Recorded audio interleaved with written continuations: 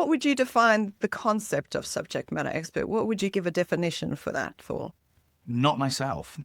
Don't do that.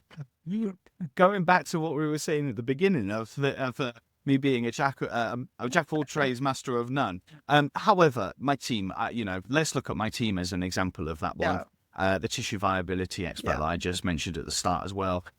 They would be a subject matter expert, 100%. They know the skin inside and out. It's very concentrated focus, isn't it? Very, very concentrated. So I would kind of consider a subject matter expert basically being well versed in what they do, what they know.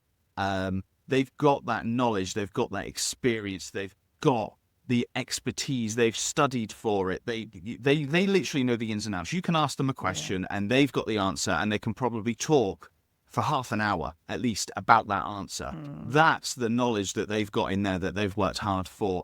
But it's also key to remain that they're not arrogant. They're not sat there going, I know absolutely everything. They know that every day that comes is a new day, an opportunity to learn, and something might have changed. There might be something that, okay, we've done this like this for the last 20 years, but this new piece of evidence actually is showing us that we shouldn't be doing it in this way. We should actually be doing it in that way.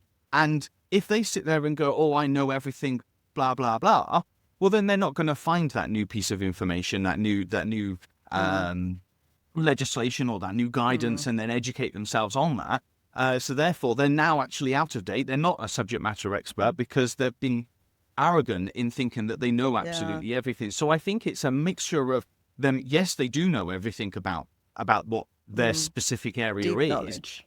That deep knowledge, 100%, but also the experience. They've had that hands-on experience. It's all well and good you reading a textbook or doing your research, but then actually applying it in a practical way is different. You come across situations that you're like, okay, this wasn't in the textbook.